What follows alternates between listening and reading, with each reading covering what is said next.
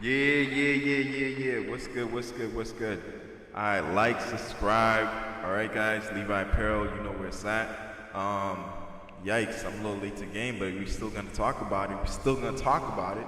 What we talking about today? We talking about Iran, Israel ceasefire. Now, I know I'm a t-shirt content creator. We're gonna talk about t-shirts. What did I say? I think you said we're gonna talk about t-shirts, right? You got it, all right? But right now, everything that I talk about is business related, right? When these news happen, a lot of time you have stock goes down a little bit, right? Which is a good time for you to get in. Then as the good news starts to happen, stock goes back up. In case you didn't know, the news or the stocks follows the news. So the reason why I'm telling you these things is because eventually it's gonna affect you, your bottom line. You know what I'm saying? Because bad news may mean that, hey, freight may be delayed. Bad news may be gas prices may go up. Bad news may be, I don't know, products are going up. You know what I mean? Groceries, whatever. Produce, products, clothing, whatever, right? These are some unsettling times we're living in. Ooh, I like that. Ooh, I deserve to give myself an applause. That's what I'm talking about. All right, cool. So again, this is Levi Apparel. Like, subscribe.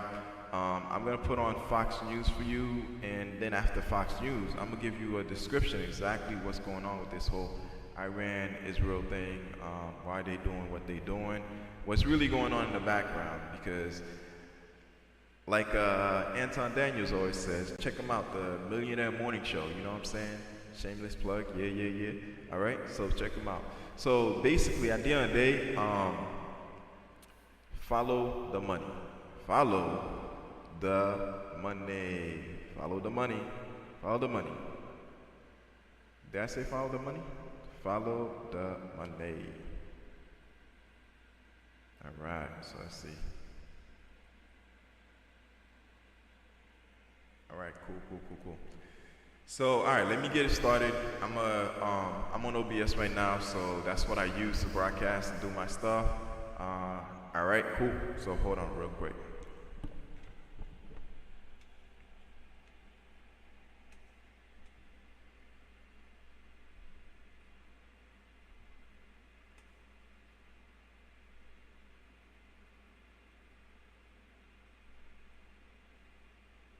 All right, cool. So let me enlarge this real quick. All right. Then we're gonna move. There we go. All right, let's get this started.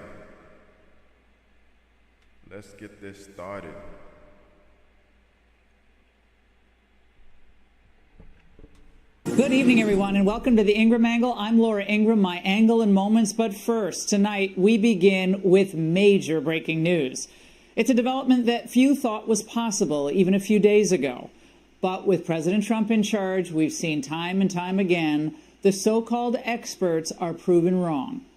President Trump says Israel and Iran have agreed to a full ceasefire taking effect in just a few hours. In a Truth Social post in the last hour, the president wrote, "Congratulations to everyone. There will be a complete and total ceasefire in approximately 6 hours from now, when Israel and Iran would have wound down and completed their in-progress final missions for 12 hours, at which point the war will be considered ended." On that assumption that everything works out as it should, which it will, I would like to congratulate both countries, Israel and Iran, on having the stamina, courage, and intelligence to end what should be called. Let's give an applause for that. Let's give an applause for that. So, Trump, basically U.S. is saying, no, we're here for peace, we're about peace, enough, right? He did his phone calls, and then next thing you know, oh, wait, I'm on exclusive. There we go, back to acoustics. My apologies, guys. My apologies. So yeah, because of that, some talks was behind the scenes, and now what you have is a ceasefire. So it is what it is. It's whew, amazing. The 12-day war. This is a war that could have gone on for years and destroyed the entire Middle East, but it didn't and never will. Here with me now is Brett Baer, chief political anchor and special report anchor, executive editor there as well. Brett, you were on the air. We were all watching with Vice President Vance when Trump's Truth Social post landed. So that was in and of itself kind of hilarious. But do we have details about how this all came together in the last hour? Well, Laura, good evening. It really was something. Let me just give you the behind the scenes. Trey Yingst was in the middle of wrapping up his report from Tel Aviv, and the producer got in my ear saying, Trump Truth Social coming in the email right now. And I looked down, the vice president's right here on set with me, and as I look down to read it, his staff comes in with an iPhone so he can read the Truth Social as it's coming in. And Trey Yingst wraps up his live report. I thank him. I introduce the vice president and obviously start with what we just heard and saw. And he said he had heard about it, talked about it, hadn't seen the final version, and that's what he was reacting to. Since then, we've learned that Qatar was the intermediary and that Iran officials are now saying they did, in fact, authorize Qatar to negotiate on their behalf, at least according to Reuters and other wire services, and that the Israelis are going to agree to this in a 6-hour time frame. Now, what happens between now and the 6 hours? I expect a lot of kinetic action inside Iran from the Israelis, but that's what it looks like. And then the details that the president laid out about how it follows over the next 24, 48 hours, we don't know what that picture looks like or whether it leads to negotiations. Well, what was stunning is that just in the last several hours, the supreme leader put out a statement saying, we will not submit. We will never submit. So something was changing in that interim time period, and I guess he was made an offer he couldn't refuse. Maybe so. We don't know. The supreme leader is supposed to be holed up in a bunker. That the going thing in Iran, we're told, is that everyone doesn't know where he is except the Israelis and the U.S. And they have said that they could take him out at any time. I don't know what has transpired that changed the Iranians' bold action, other than to read the tea leaves here. They gave a pre-warning about the missile strike on Qatar and Al Udeid Air Base, saying this is going to happen, get your people out of there. And then the air defenses took down those missiles, including one from Qatar. And, you know, I think that the president's very weak response post and let's get to peace started phone calls between all of the parties, according to the vice president. And in between the time he left the White House and the time he arrived on this set, something had transpired to get that Truth Social post. And the president even thanked Iran for the heads up, as you noted with Vance, which sure you like it all seemed like it was missile theater at some point. They gave them a chance to save face, shoot up a couple of, what looked like Roman candles. I mean, they were missiles, but and no damage was done as far as we understand on the ground. So you wonder why they even went through that exercise. But nevertheless, the president. This is what's incredible about this. They were able to basically flex their muscles without nobody getting hurt. We should have more of that going on. Like, hey, you know what? I'm going to blow off some steam. Let me know what area is empty, and I'm going to let you know when I'm going to strike. You know what I'm saying? And then show what you got. Show what you got, right? I'm not saying to actually do that, but, this is basically what happened. You know what I mean? You had two countries that had might, and then they chose to just go at it, and it was in a way, in a peaceful way, where they only targeted locations that were not populated or civilian areas. And at the end of the day, they came to the table, they spoke about it, and then case closed, ceasefire begun, and that's all. That's all they wrote. That's all they wrote. So congratulations to Trump / U.S. for being able to get this ceasefire to occur. As you know, these are two countries that's been at it for a long time, and normally they don't stop until they feel like it's time to stop. So being able to get this done within a matter of like what, almost a day and a half, that's impressive. That's impressive. All right, that's impressive. All right.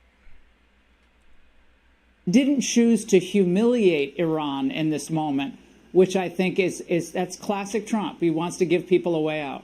He did say, let's get to peace, let's get to the table. He called it very weak and thanked them for the heads up. But, you know, it follows a pattern. In 2020, the Iranians did the same thing. They fired on a U.S. military base in Iraq, but they also gave a heads up ahead of time. That was after the Soleimani assassination, the takedown of the main military commander for Iran by the U.S. And so it follows a pattern. We'll see if this also follows a ceasefire, because, as you know, the Israelis feel like they have a lot of superiority in the skies and they can take out targets at will, and they're on the cusp of making a big change to their existential threat. So it may be tough for them to agree to it, but I think the president is pushing. And Brett, although people don't want to be political in this moment, politics always enters the equation. We had an enormous amount of kind of nastiness across the political aisle over the last few days regarding the president's decision. So some Democrats were more, tepid about it, but others were basically very, very negative on what the president was doing. How do you see this moment playing out politically? I mean, John Fetterman was the only Democrat I saw very vocal in his support of the action. Others were either tepid or... You know, the reason why Democrats would have been upset about this is because you got to think about it. Here it is that we're going to 2000 and we're in 2025, 2026, which marks the beginning of the midterm for the new presidency to start to commence, when people start going and campaigning and all that stuff. And then, now you're going to start seeing more commercials out there, and then all that stuff. They're going to be talking about Trump. They'll be talking about the Democrats, the Republicans. They're going to go back and forth, right? So with everything happening, if he's able to pull off, I'd say the whole thing with Russia and Ukraine, if he's able to get a ceasefire like he just got right there with Iraq and Israel, this is gonna set presidents bars.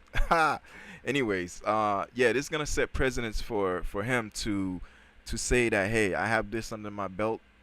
I stopped 3 countries, right? That's if he stops pardon me.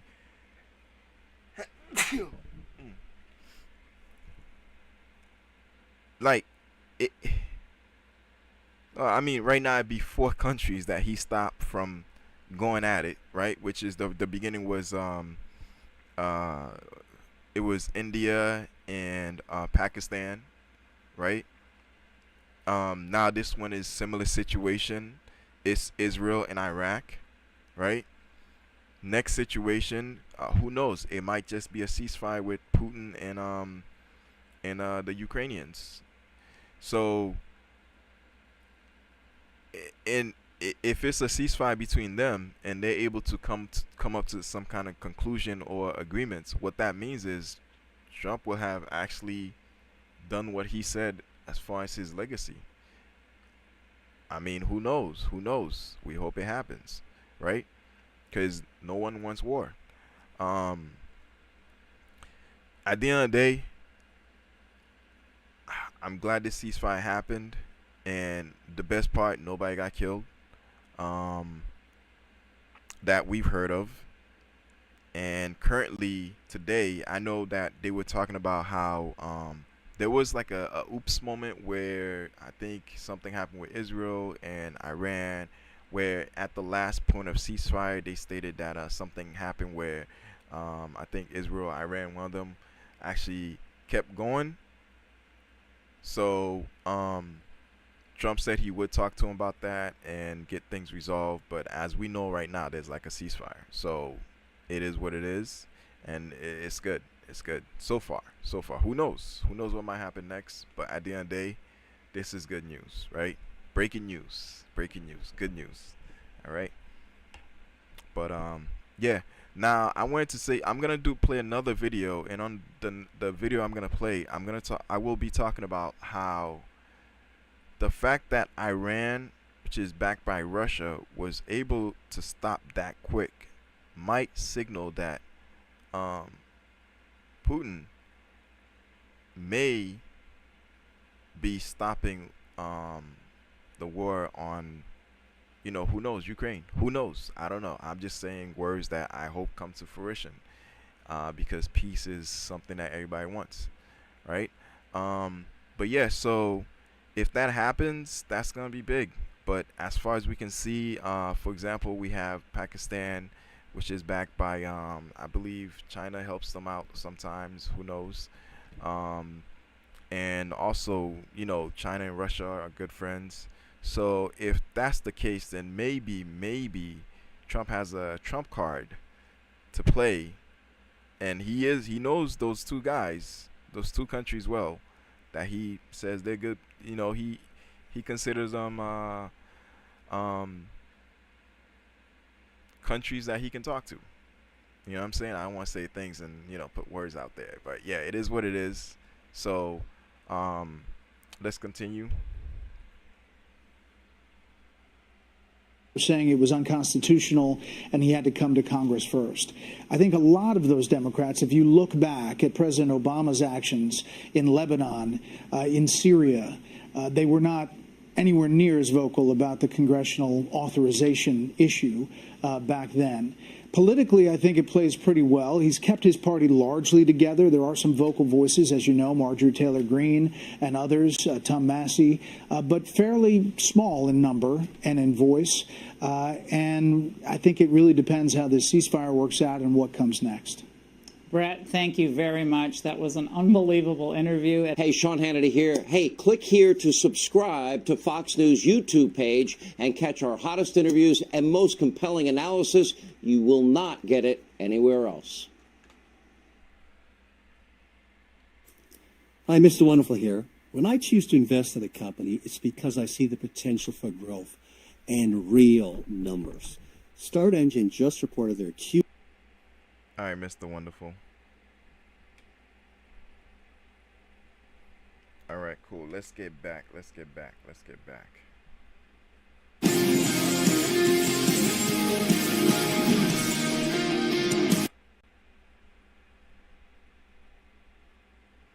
on, let's get back.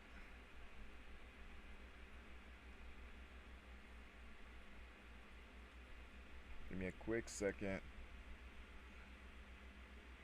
Bam. All right.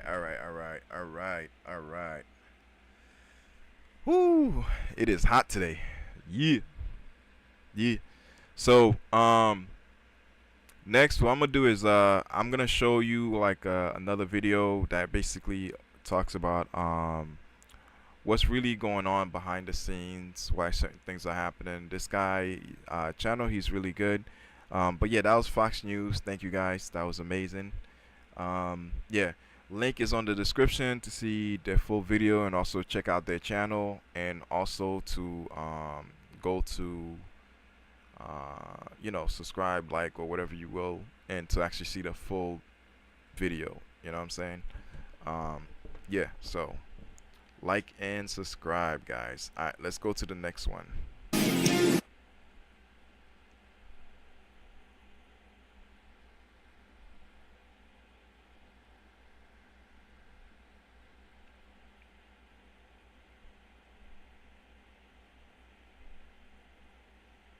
Partnership Treaty. All right, hold on 1 second. Okay, this one is from Business Basics, right? And I like that. A lot of people don't know, if you're gonna talk about business, you need to understand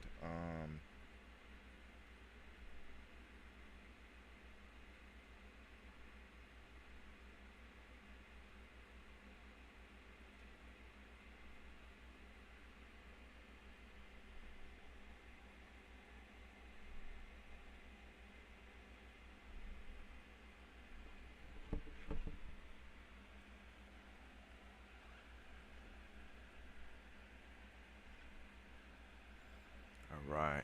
All right. I got that set up. All right, cool. So thank you again, Fox News. That was amazing. Amazing coverage. Amazing coverage. All right. All right, cool. So now let's go to the next one real quick.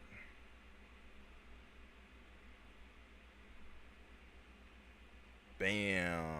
Bam. And then we're going to be making a shirt. Yay. So my channel's about t-shirts and designs and stuff like that.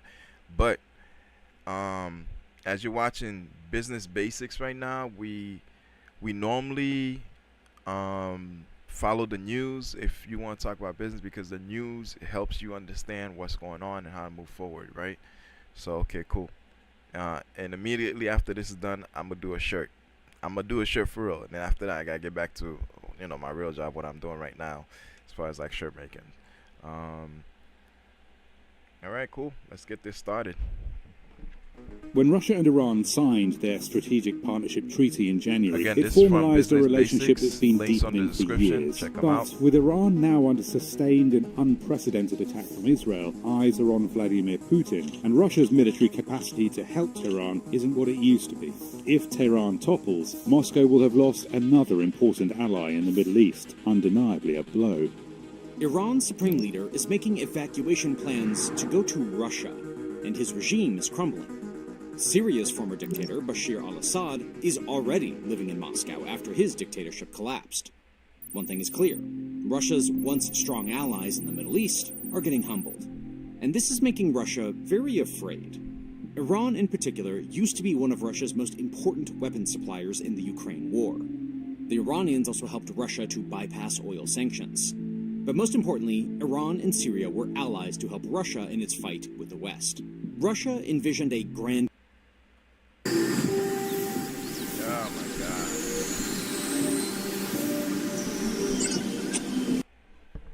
alliance sign up between for the all premium. the pariah states, and hopefully including China, to collectively fight the US and NATO.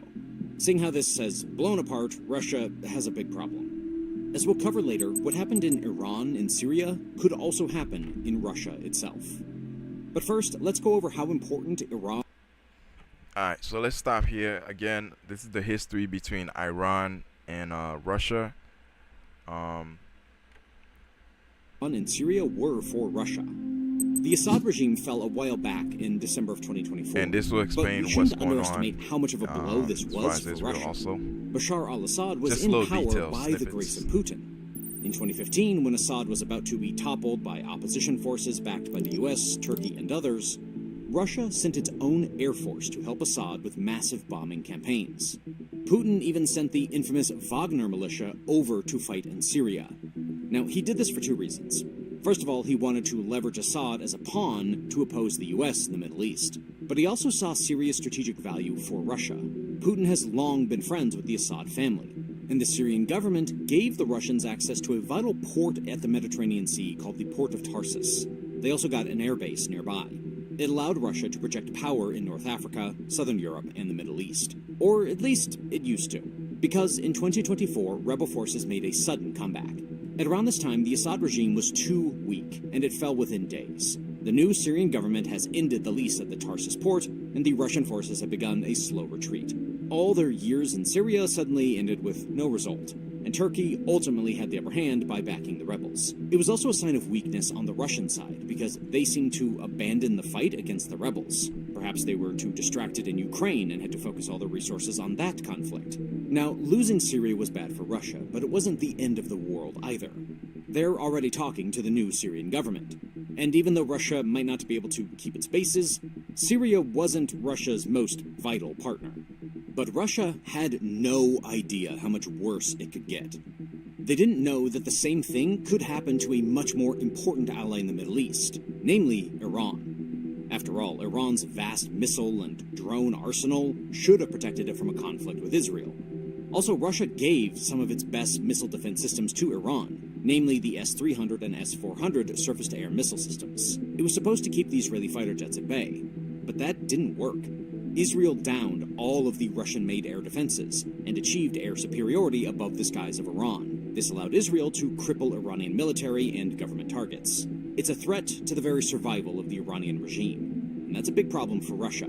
because Iran is its most important ally, rivaled only by China. Before we go into the consequences of this for Russia, let's first go over how closely aligned these two nations were. The main reason for their partnership was that they both opposed the US. The Iranians really don't like Americans' involvement in the Middle East. They hated the interventions in Iraq, Syria, Afghanistan, and Libya, and they're scared that they might be next. But most importantly, they hate America's support for Israel. Over the years, America has given Israel $228 billion in military aid. Wow. Wow. Wow. Wow. That's a lot of money. Damn. Wow. Now, in case you guys are wondering why all this money is because of the Balfour Declaration. The Balfour Declaration was agreed with, had America along with the British supporting Israel. So that was part of the reason why they were able to bring forth the Balfour Declaration to give aid and help out Israel come back as like a country, right? And I'll leave it at that. Iran and Israel are bitter enemies, and the Islamic regime in Iran wants Israel to go away.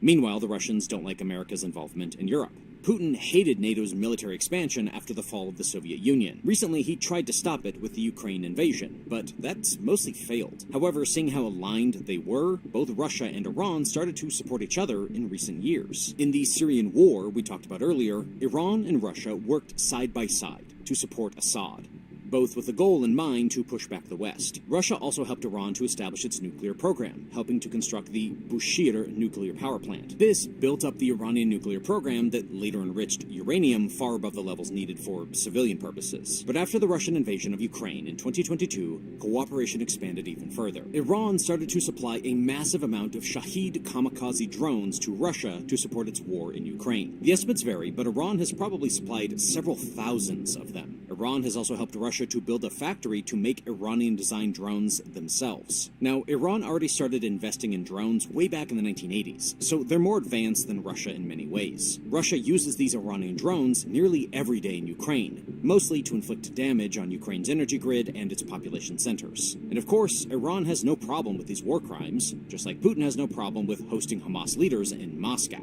But the function of the Shahed drones goes far beyond spreading terror. Because the drones are so cheap, it allows Russia to drain Ukraine's air defenses. It's harder to shoot them down than to make them. In this way, the Iranian drones have become a crucial component of Russia's war of attrition strategy. And in this way, Russia really relies on the Iranians. But Russia also has things that Iran needs. It has way better legacy military equipment than Iran, or at least that's the perception. Because Iran thought it was covered after it bought Russian air defense systems like the S-300, the Tor M1, and recently the S-400. They all failed against Israel. Iran also tried to get fighter jets and attack helicopters from Russia. In 2023, there was reporting that Russia sold Sukhoi Su-35 fighter jets.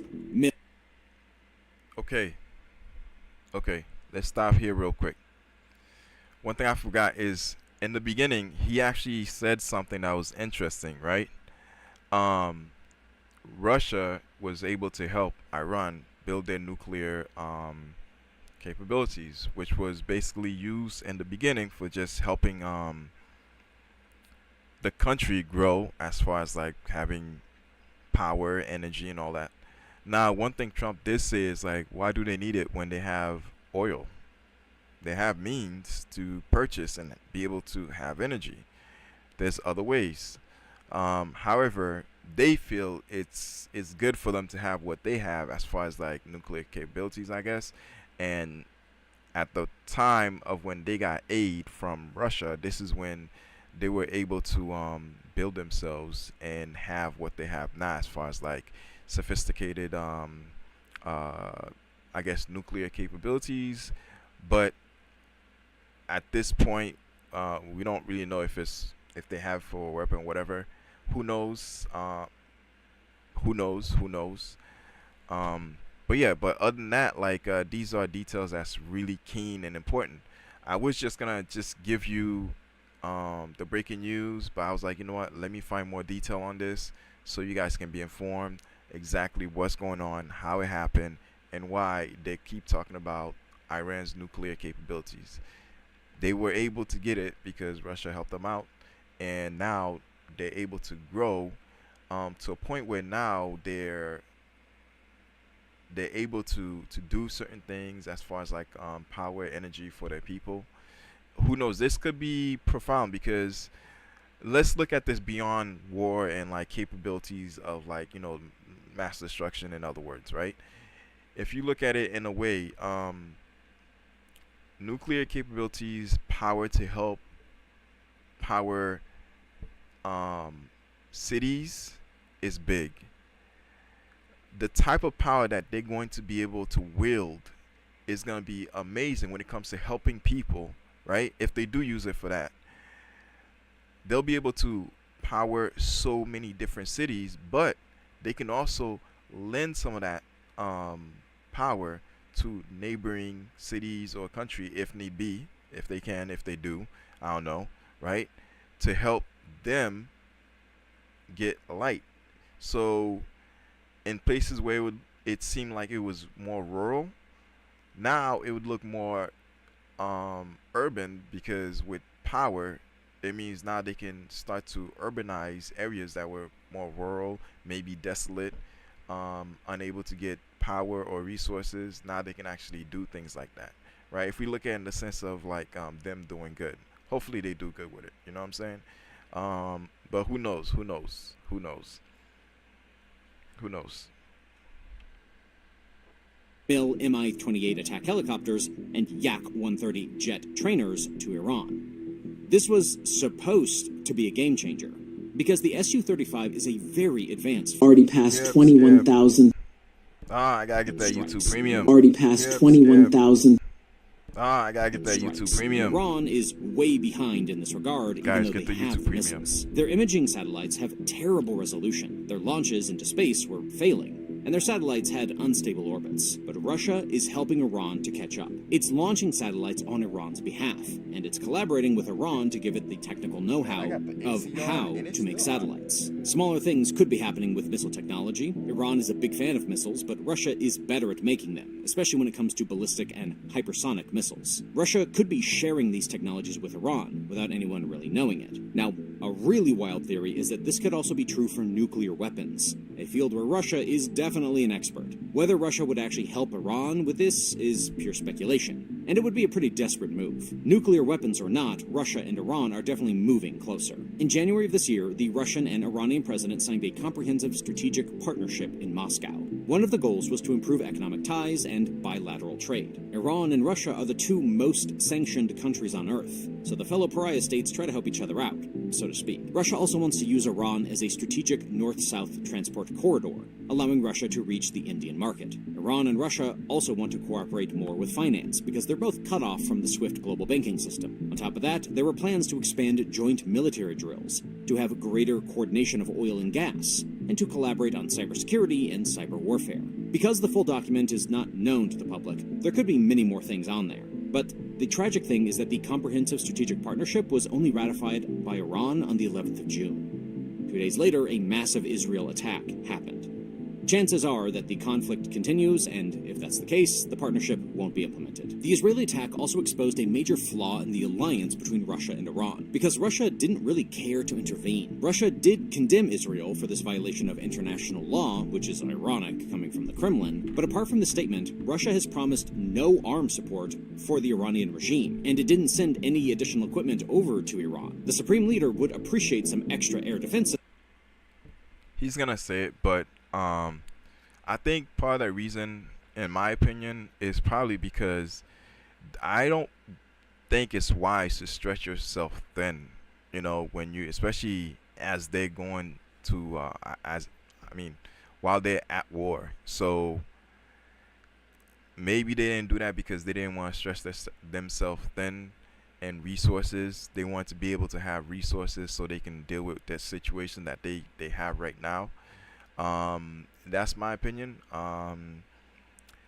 And maybe that's possibly why they said, hey, listen, we'll condemn it, but we're not gonna help in any ways. However, remember, Trump happens to be friends with Putin. He knows him, right? When I say friends, I don't mean like ally or anything like that. What I'm trying to say is like they've known each other before. You know what I'm saying? So maybe there was something behind the scene where he was like, hey, don't get involved. I'll talk to them. I'll have them stop. But you good? We good? And who knows? Maybe in the background, Putin was like, okay, cool. Just take care of it, and we should be good, right? Who knows? Maybe not. But at the same time, I know they can't stress themselves thin, so maybe they were like, you know what? Maybe Russia said, no, we're not going to get involved. Maybe, who knows? I don't know. Or it's a big possibility that they chose to just sit back, watch, see what happens, and if the motion was different, maybe they'd probably say something. But they knew when it came to Trump dealing with this situation, he would have taken care of it. So that's a good move on their part, just letting it go. And they didn't expend any resources. Nobody was hurt. Other countries didn't get involved that didn't need to. And we got a ceasefire, right? So far. Systems, if they don't get shut down immediately, at least. This lack of Russian support reflects two things. First of all, Russia doesn't have any spare resources to commit to Iran because it's struggling with Ukraine. It can't afford to get involved in two wars at the same time. This was already clear as day when it saw what was happening in Syria in December of 2024. The lack of Russian support was the main reason. One thing though, Russia's pretty big. I'm pretty sure they have resources that we don't even know they have. So I take that with a grain of salt. You know, they did say, you know, Putin did say like, hey, this is for him, this was like an exercise. So reason for the fall of the regime there. But secondly, it also shows that relations with Iran were never about true friendship. And to understand this, we need to look at a bit of history. The two countries have had diplomatic relations for more than 500 years. And for a long time, the two were friendly to each other. But starting with the First Russo-Persian War in 1651, the two nations started to fight each other. This continued all the way to the Fifth Russo-Persian War, starting in 1826. Because the Russian Empire was very strong at the time, northern Iran got under Russian influence. And in 1907, the Russian Empire teamed up with the British Empire to divide Iran into three spheres of influence. The Russian zone in the north, a neutral zone in the middle, and the British zone in the southeast. This was humiliating for the Iranians. And later, after the Russians withdrew briefly during the Russian Revolution, the Soviets returned in 1920 and occupied parts of northern Iran. They only withdrew in 1946 after the Second World War was over. In 1953, the CIA and MI6 took over Iran with a coup d'etat to get oil resources. And this made Iran an enemy of the Soviet Union by associating with the West. After the Iranian Revolution in 1979, which put a new Islamic regime in power in Iran, things didn't get much better. A year later, the brutal Iraq-Iran war started when Saddam Hussein invaded Iran. The Soviet Union was initially neutral, meaning that it provided arms to both sides. But in 1982, they started to fully support Iraq. They didn't like the new Islamist regime in Iran, and they also had the historical rivalry with Iran in mind. So, knowing this bit of history, it's obvious.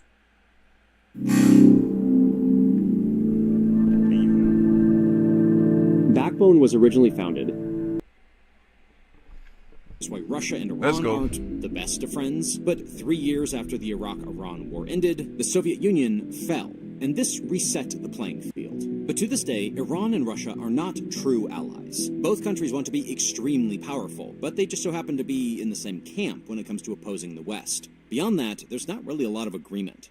In 2007, Iran was offered to join the CSTO, a Russian organization that is basically a copy of NATO. Initially, Iran seemed interested, but it never followed through with it. Probably because it doesn't trust Russia for historical and strategic reasons. And ideologically speaking, the two don't align at all, because the Iranian regime is strongly Islamist. The only thing the two nations share is their authoritarian government. So recently, when Iran was attacked by Israel, Russia simply backed out. Ultimately, Russia only wanted to leverage the Iranian regime. It had no interest in actually protecting it. Now, Putin is trying his best to mediate the situation because he prefers the Iranian regime still standing. In a phone call with President Trump, he said that Russia could broker an Israel-Iran deal. He even offered to take Iran's uranium into Russia. But this is yet another attempt by Russia to get more influence in the region. All of a sudden, Putin is trying to shift from a supporter of the Iranian regime to a peacemaker. He wants Russia to become a guarantor of regional security. But Trump, he's having none of it. So it's likely that Putin gets sidelined in the Middle East. And the ripple effects could be huge. Russia is trying to be a great power with influence all over the world. But being expelled from the Middle East would degrade the country to a regional power at best. Losing the Iranian oil smuggling and the trade through Iran would further hurt Russia's economy. And without Iranian drones, Putin would be considerably weaker in the Ukraine war. Also, if the Iranian regime does fall, it means that the West can shift resources from the Middle East back to Europe, which will only strengthen Ukraine. Speaking about the Ukraine war, the difference between how Israel is doing in Iran and how Russia is doing in Ukraine speaks volumes. Basically, it shows how the US-backed alliance performs against the... Now, I think he's got something as far as Trump. I think he's got a Trump card that's he will be pulling out pretty soon that we did not expect, because this whole Ukraine Russian war, whatever that's going on, there's been talks, so who knows. And in certain talks, when Putin is interviewed and stuff, and he says certain things that alludes to like, hey, you know what, I want this to stop soon, so I don't mind talking. So who knows? He's probably got him talking. We don't know, because everything's happening in the background. Who knows? But so far, Trump is pulling out some cards that's pretty interesting, and he's making things happen. Hopefully, more good things happen.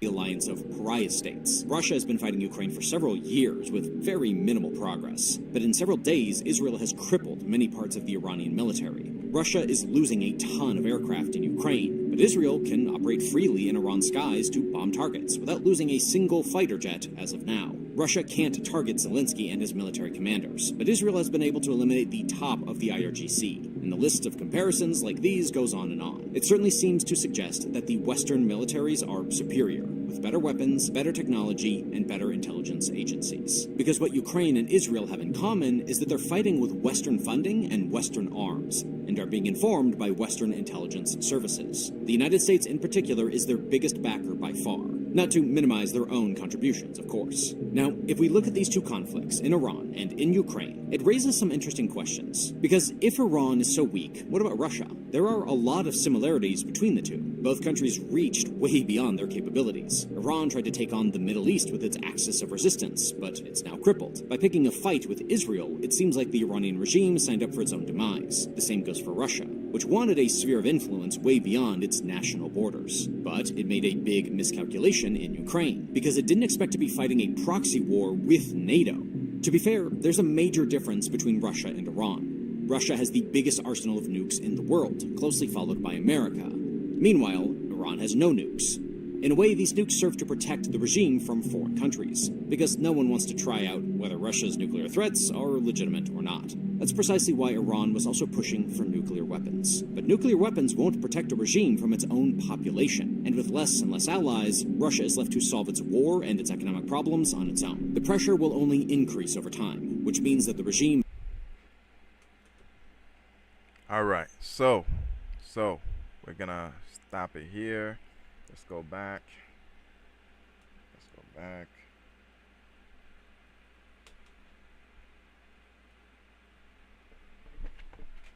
Okay, I've been wanting to do this for a minute, talk about some news, get some things going, as far as like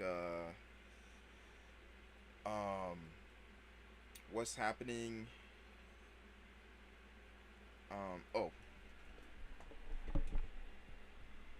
Got to set it up. Here we go. That was amazing. That was business basics, I believe was the channel's name. All right. Again, business basics. They're really good to watch if you want to know like what's happening in business. So a lot of people don't believe or don't think about it, but news plays a big role in business. For example, the stock market. When bad news happens, you see there's a tank in the market. When good news happens, you see there's like an up in the market. But it depends. Sometimes you see certain news come out, gold might go up or silver might go up. You know, it all depends on what kind of news is happening. Like for example, if they come out with a news about like beef, grocery prices may go up. Stocks that involve groceries and stuff like that, markets, supermarkets, may go down. Who knows? Um, so yeah, you have to watch the news to know what's going on. Also, I'm gonna do my best to bring you as much as I can. Sometimes it's not gonna happen, but I'll see if I can bring you as much as I can. But go to these channels, check them out. They're really good. They're really good. That was not nice. They're really good. They're really good. They're really good. All right. All right. All right. Like, subscribe again. Thank you, Business Basics. That was amazing. Check them out, guys. Links on the description for everything that I showed you. Right. Let me close out. Okay, cool. All right. So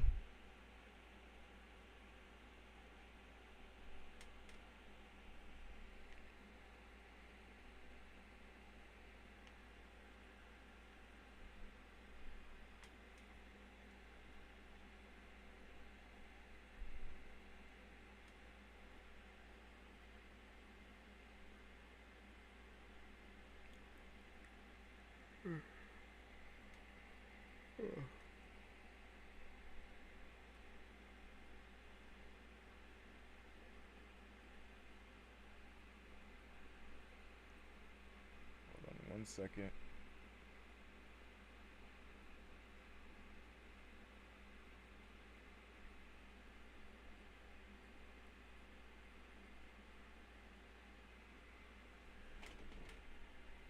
Oh.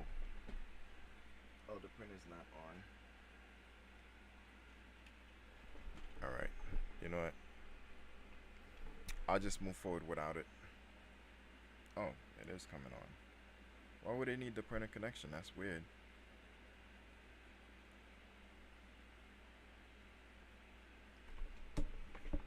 Okay.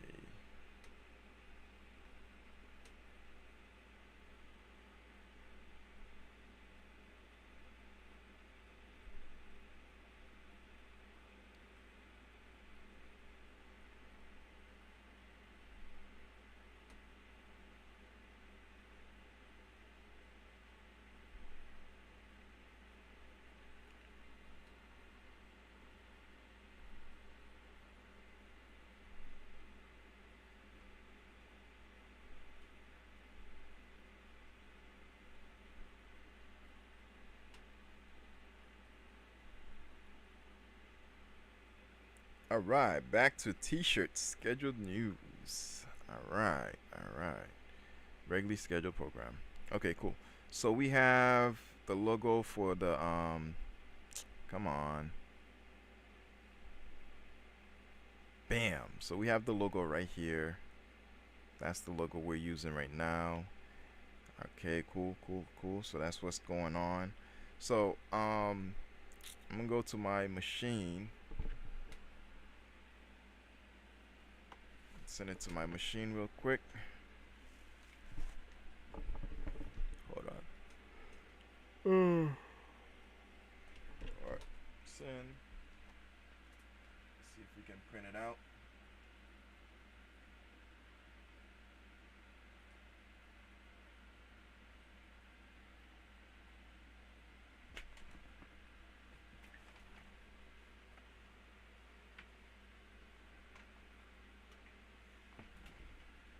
Alright, it's my Lenovo.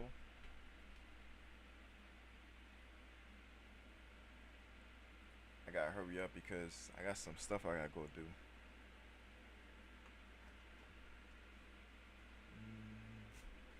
So normally right now I'm doing my shirt stuff, right?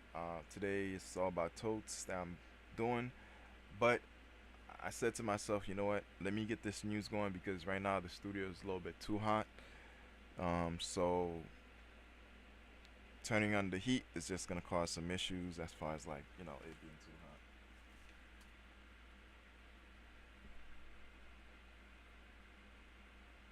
All right, cool. So let me log in.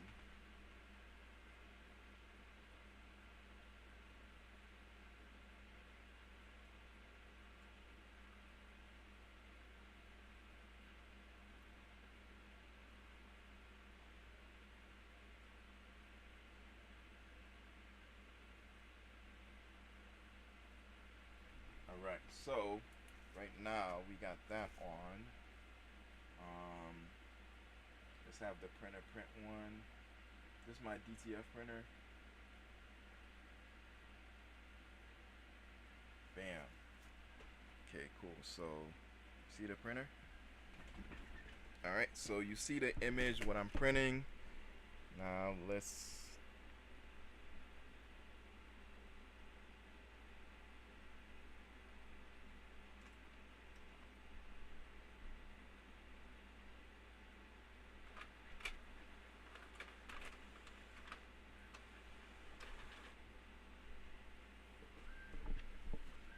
Alright guys, this is my Epson 15000 DTF printer converted, so let's see what happens. Where is the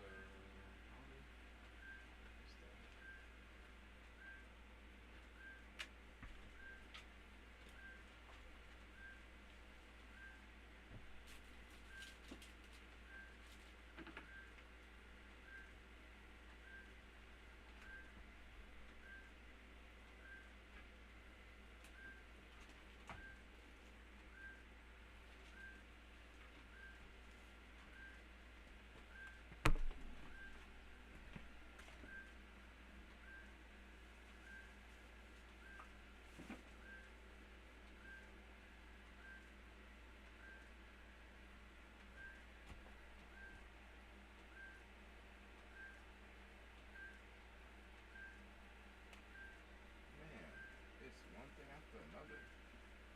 How did you get smudged?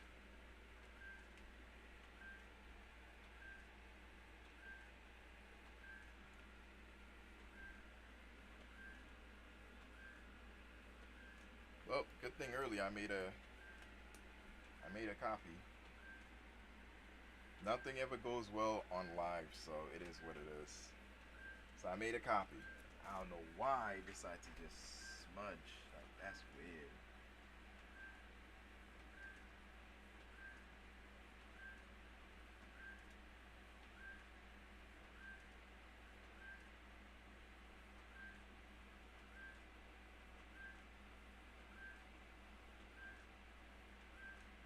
Alright, it is what it is. So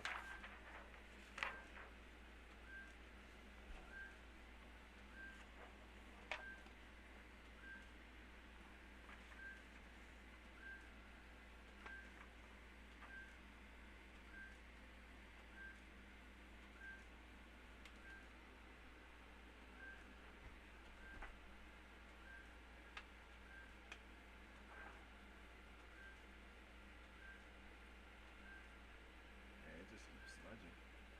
Alright, either way, I know how to fix my mistakes, so it's fine.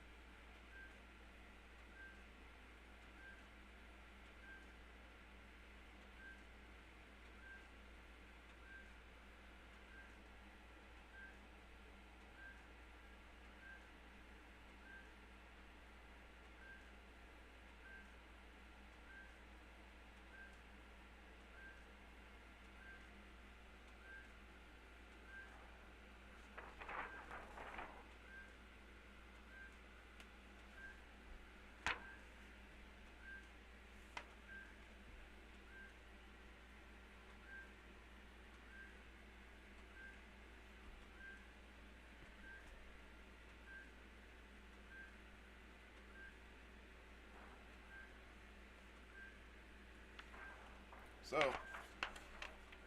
earlier I was able to print it successfully with no problem. So this is it's backwards actually. This is how it's supposed to look like. And yeah, so that's it. This is the DTF printout. I'm gonna take it and powder it.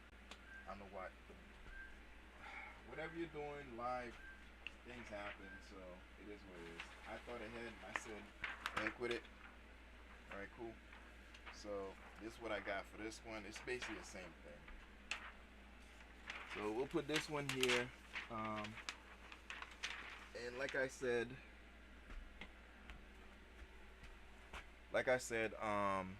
we're gonna do the show, and then immediately after, we're gonna do like a t-shirt based on the well, I didn't say that, but from now on I'm trying to see if I can like come up with a title, image, and then print that image out, make a shirt out of it, because we gotta keep consistent what we're doing, which is a t-shirt channel. So we gotta do t-shirts, you feel me?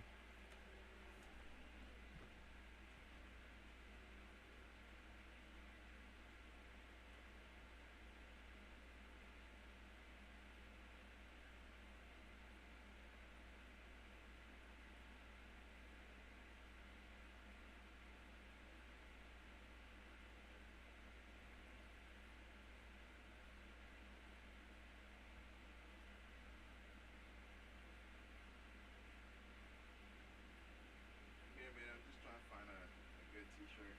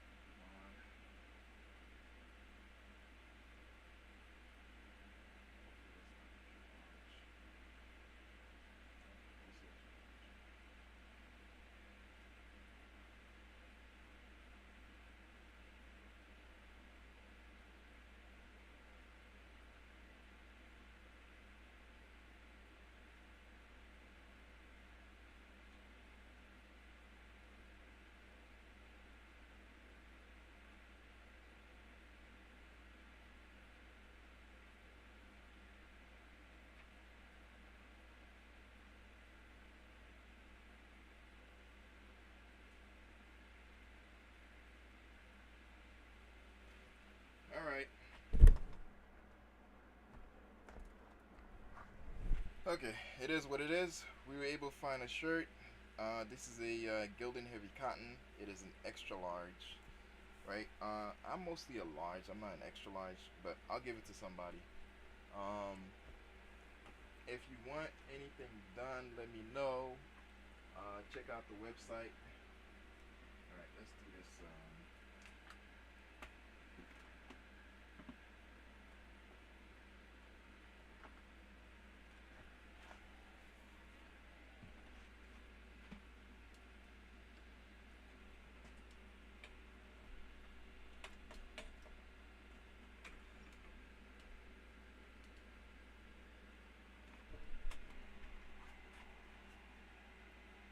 Alright, you good?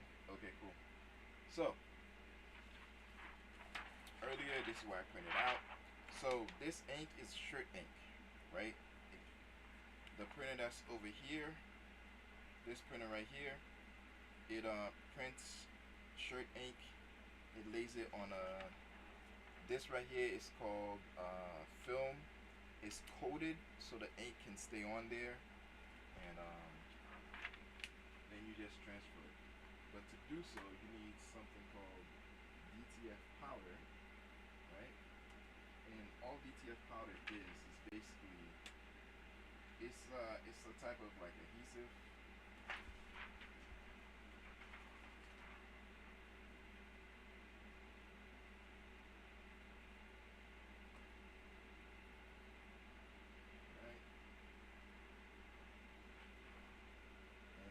This right here is adhesive powder, basically, but we call it DTF powder.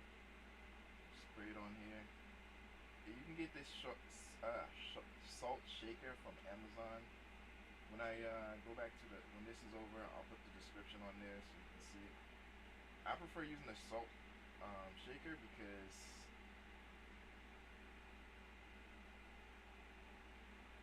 it it allows me to get everywhere instead of just putting it in one area and then trying to go back and forth, because the image is all the way to the side, right? So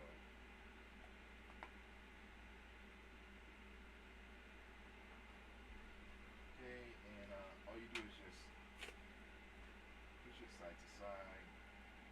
And the whole point is so the powder can get on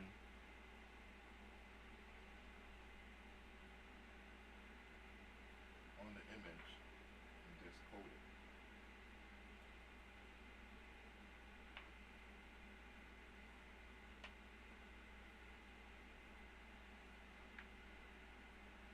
And that's basically all you're doing. You're just coating it. Anywhere you see there's no powder, you can use a shaker to just put it there, because sometimes there's areas that it doesn't get into. And that's it.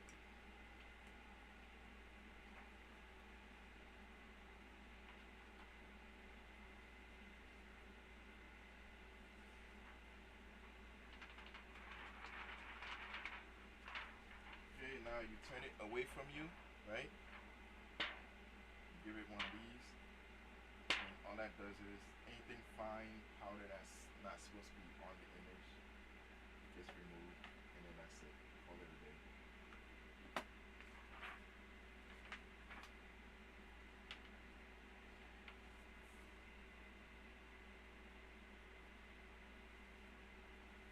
And then so what I usually do, I inspect it, make sure there's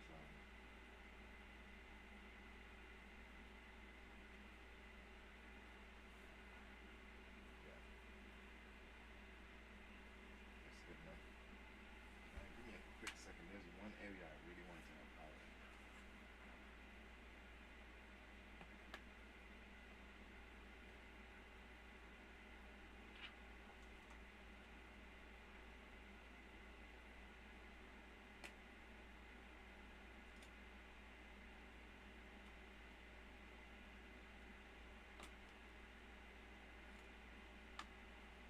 Come on.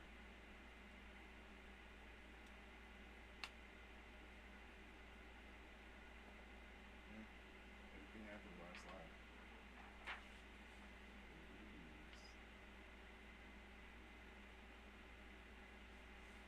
There's just a section I need to have powder.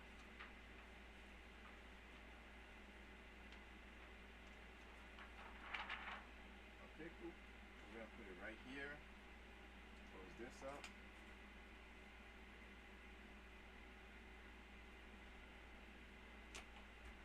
Okay, close this up.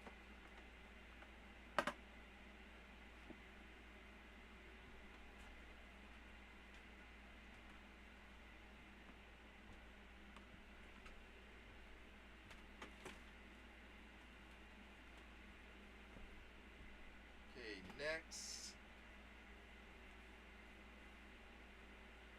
I'm gonna turn off the fan because I have to turn on the convention oven, right? So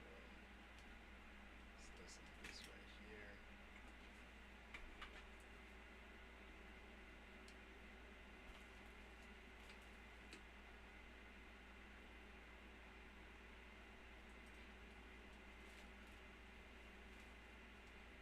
Damn.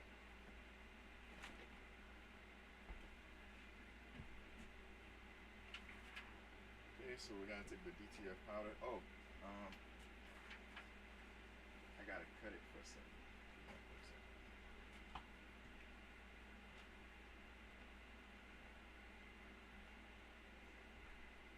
So if you wanna know if the FSN 15,000 is still working, it's good, it's good.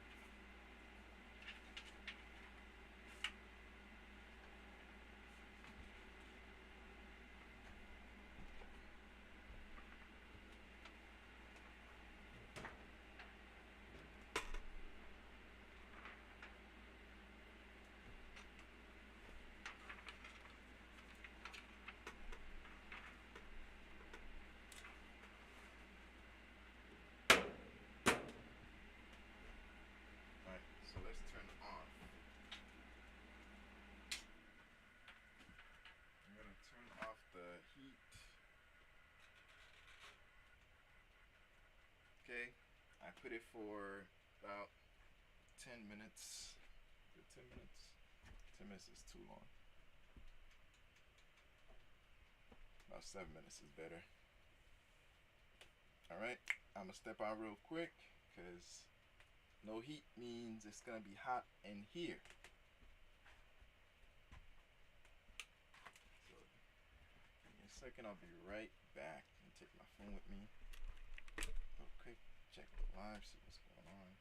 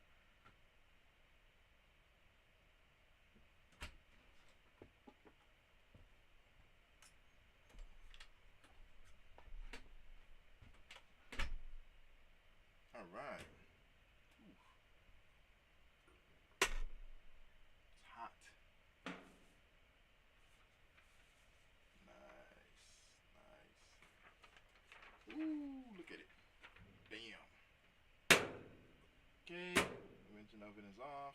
We're good. Bam, there it is. There it is. There it is. All right, that's the Ceasefire shirt. We're gonna make it. Okay, cool.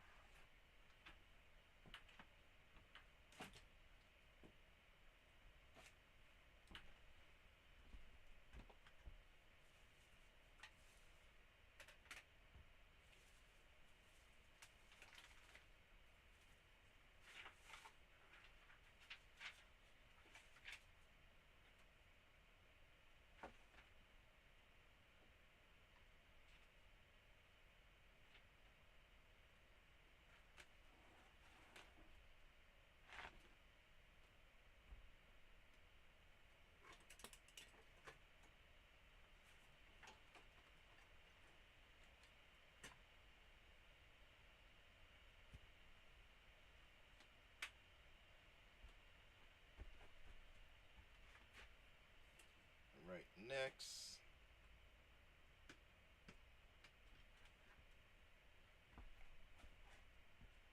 All right.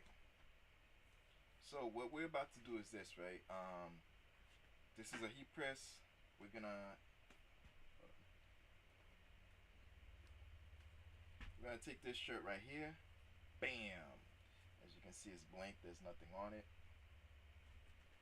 And we're gonna apply this to it. Yep, we're gonna apply this to it to create the shirt, and that's pretty much gonna be it. All right.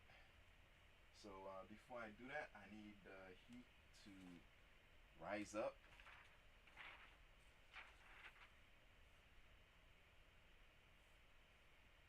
Okay, I have two heat press. This one is the HTV Runt.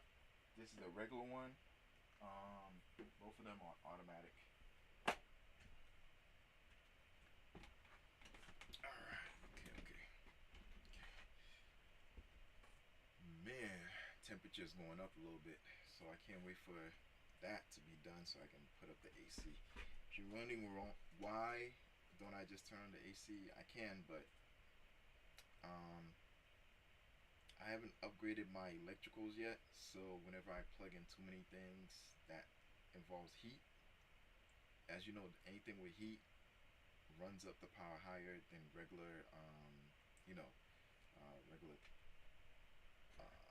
computers, printers, or even what's that thing called? ACs. The AC I have has an adapter in it, so it doesn't surge. What it will do is if the power is too much, it's gonna lower the power output that it's pushing through to get as much as possible as far as power to still continue running, but without short circuiting the power, right? Okay, if that makes sense. But anyways, is what it is. When it's at the right temperature, it's gonna beep. Right now it's at 156. I need to be at least between 250 to like 250 to 300 degrees, and then I should be good. All right, so come on, let's go.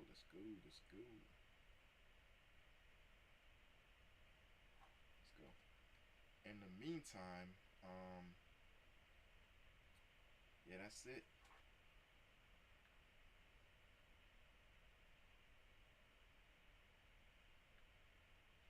Just waiting for that buzz.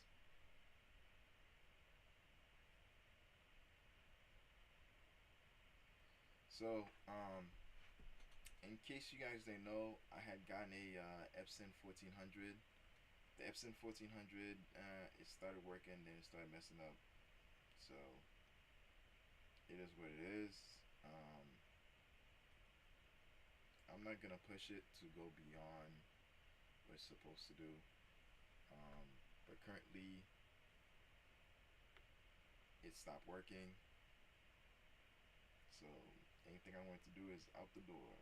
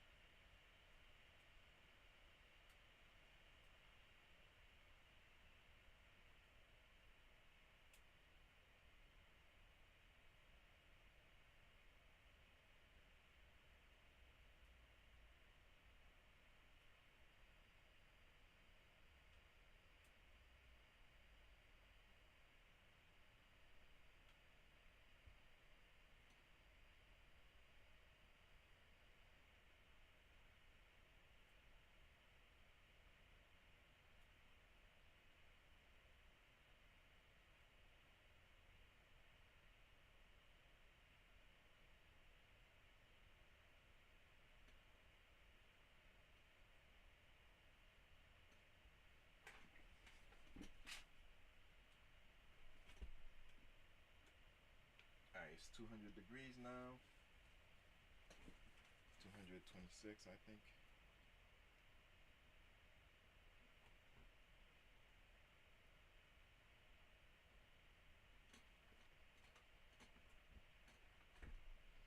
I'm just waiting for it to be done heating. There's gonna be a beep that's gonna happen once it's done. So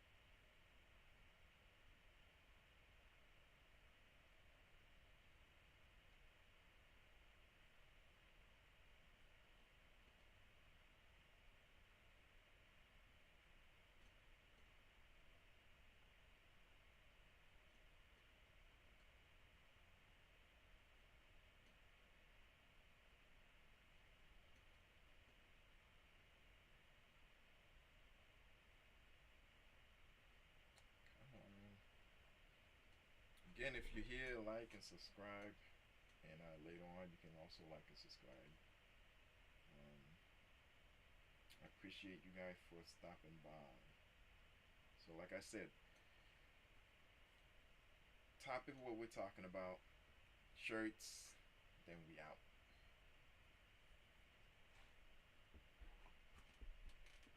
If you're wondering, the temperature is going up. Alright, it's good now. It's good now. Okay, cool. So you can keep press. So again, we got the white shirt. We got the image.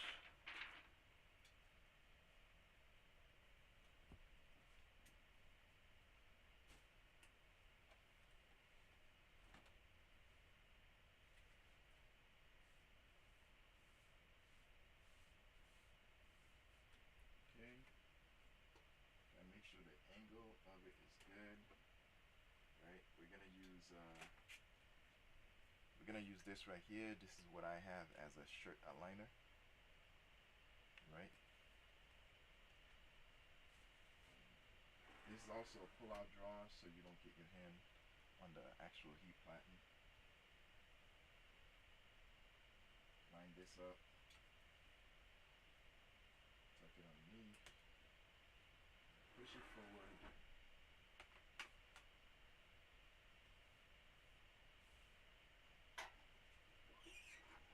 Apply heat. Just a little bit. Just a little bit of heat.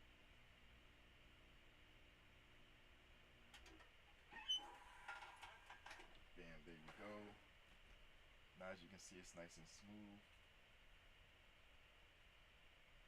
Let's do this real quick. And got the image.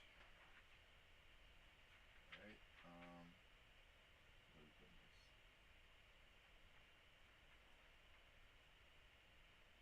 It's usually 4 inches from the collar, so 4 inches is right here.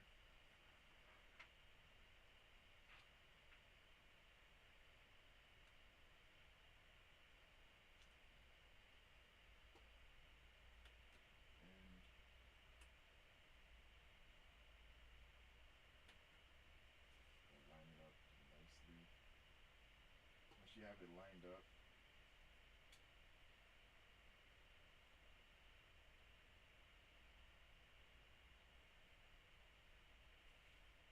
go.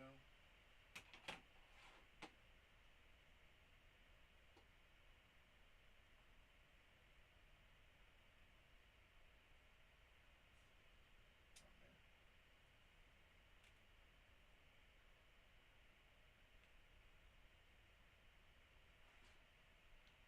Alright, cool. Cool. And here we go.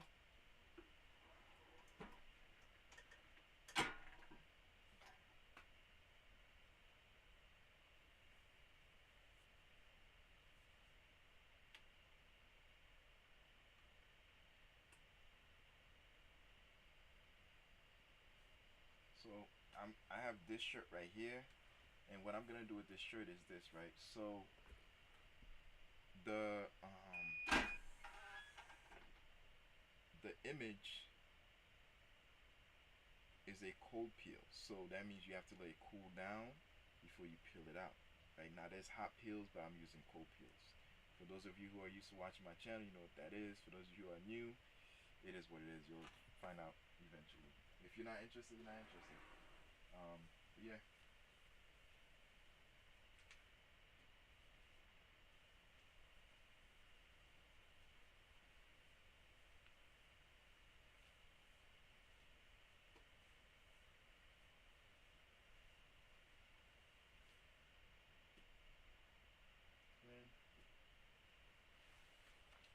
Let's wave it a little bit. So this is the image on the shirt.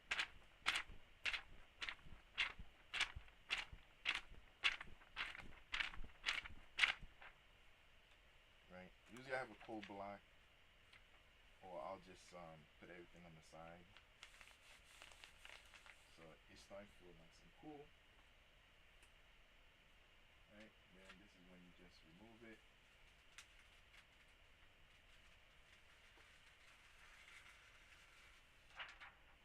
Right. Bam. Now, there's already a Teflon sheet, but I'm going to use a non-stick sheet on it.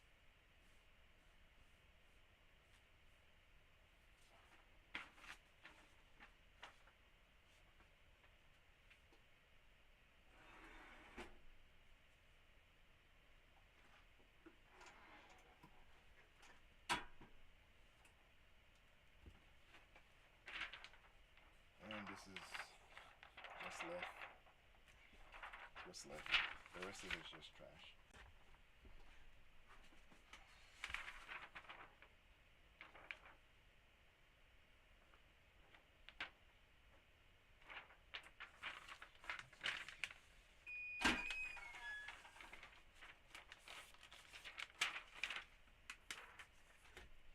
Okay, again.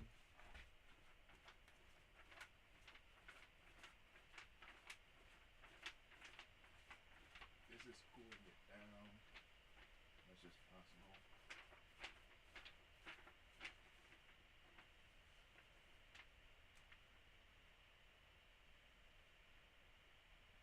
Even though this is non-stick, sometimes you never know.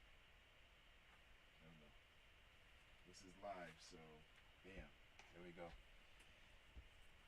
Shirt complete. Bam. Bam. Done. Done. Done. This is it right here. The feel is so soft. So soft. So soft. Alright? And that's it. Ceasefire. Ceasefire. That's what I'm talking about. T-shirt made. Ready to go. Alright, cool.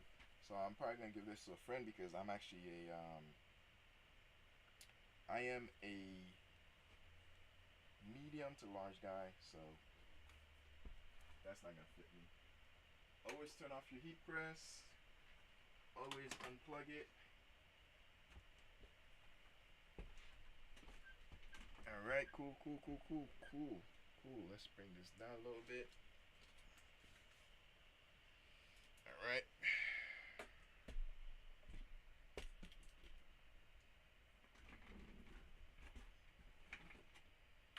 Let's turn on the AC because I'm burning hot.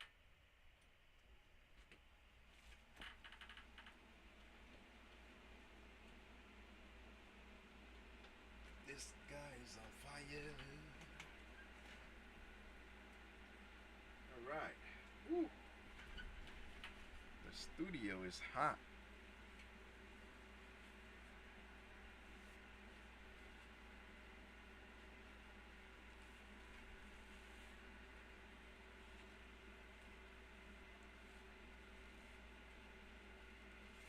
Alright. Okay, cool.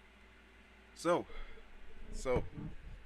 like, subscribe. Woo! Let's give an applause for that.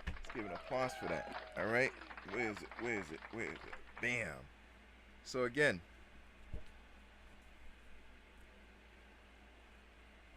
where can I put it? You see it? Right here is better.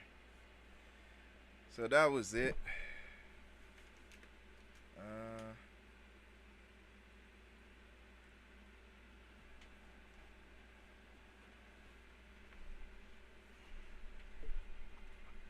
Okay, cool.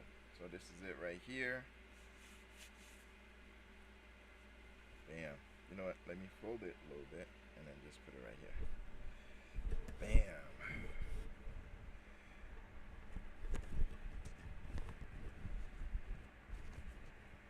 All right. So that's it. Ceasefire. That was the update. I was able to bring it to you. So now, like, subscribe. I'm out. We did the shirt, just like I said we'd do. Finally did it. News, update, clips, whatever. Shirt. Then we out. Peace. Oh, for those of you who are wondering who actually do this, this was on my Epson 15,000 converted, right? Quick second, and let's end the live right here.